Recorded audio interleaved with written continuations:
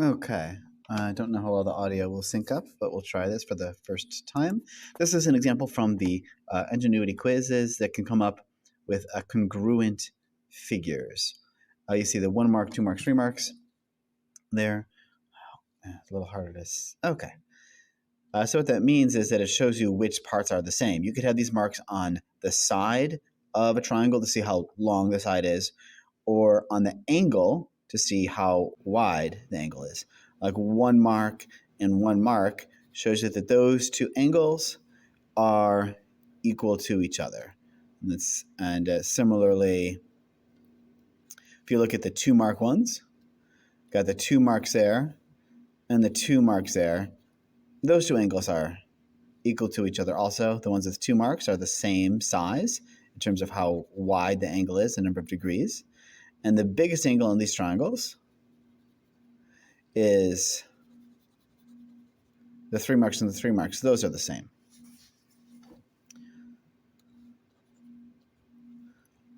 So you don't know about the sides of the triangle, but you do know that the angles match up. So they're at least the same shape. You're not 100% sure about the same size, but you know the same shape. Ultimately, this is telling you to find angle A. So we want to figure out angle A with a 1 mark. And we know that that's equal to angle D that also has a 1 mark. So those two angles are equal to each other. So with these, we always want to take what we know and figure out what we don't know. For example, let's look down here. Angle, it tells us angle A is equal to 5y plus 11, and y is basically a mystery number, and we don't know what it is yet. So we'll have to figure out what is y. But whatever y is, y times 5 plus 11 is how big this angle A is in degrees. 360 degrees is a full circle, 180 is a half a circle, less than that is this angle here in this triangle. And that's actually the same as angle D. But we also know something else about angle D. Let's pick a color here. It tells us angle D is 12y minus 10.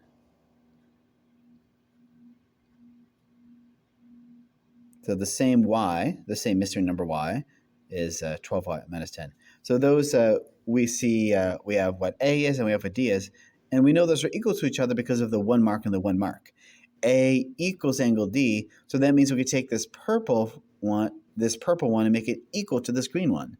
So you always want to take what you know and try to write an equation, a true equation. This equals that, and that is usually a good way to solve for stuff you don't know. So we have so because of those the marks, we know that angle A is equal to angle D. Yeah, you always want to pay attention to which things equal to each other and which line up with each other. So from the 1 mark and the 1 mark, we know that angle A is equal to angle D in terms of the size of the angle, how many degrees it is. So that means that if we plug it in, 5y plus 11 is equal to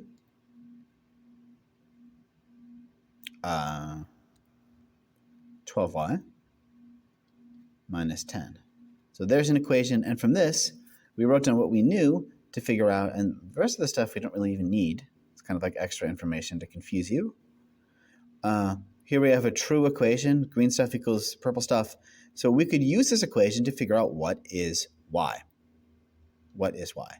And usually you want to, with this you have variables on both sides. The variables are the y's, and the constants are the things that don't have a y. Usually you want to start by adding and subtracting until all the y's are on one side and all the no y's are on the other side. So it doesn't really matter what order you do things in, but you just want to start moving things until all the y's are on one side and all the no y's are on the other side. I'll just try to get rid of that minus 10 with the plus 10. There's no one way to do this. You just want to start moving stuff till all the y's are on one side. You can get rid of minus 10 with the plus 10. But you can't just add 10 to stuff randomly. You need to do the same thing to both sides so it's still equal and still balanced. If you do the same thing to both sides, your equation will continue to be true. So then we have 5y plus, here we got 11 plus 10 is 21. And on the left, we have just 12y. So I'm closer, but not done. I know I'm not done adding and subtracting yet because I don't yet have all the y's on the same side.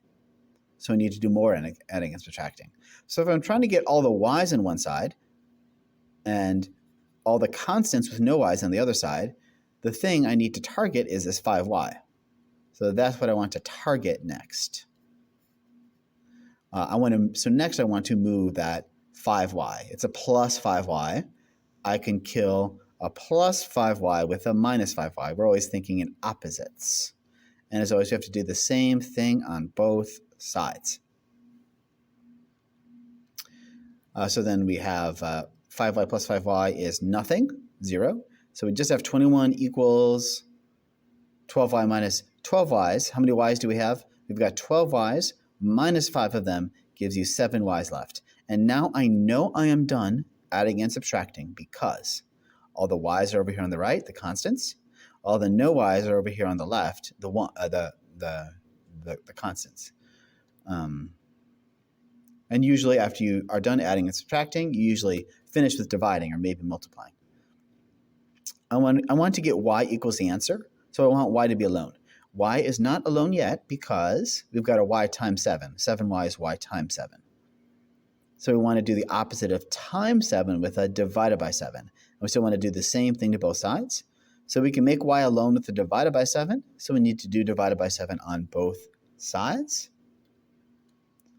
And so that gives us 7 divided by 7 is 1, so we just have 1y. We have y equals the answer. Well, not the answer to the question, but the answer to the first step.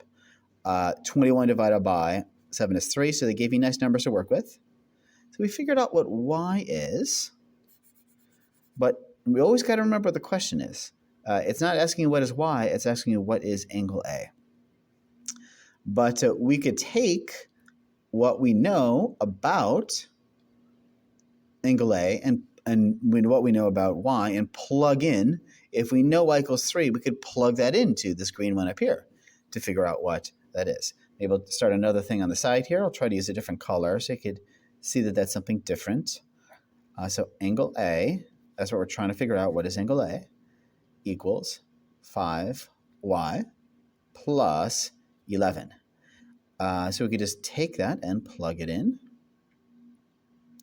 5y is the same as 5 times 3. So I figured out that y equals 3, so I'm plugging that back into the original thing over here, that plus 11.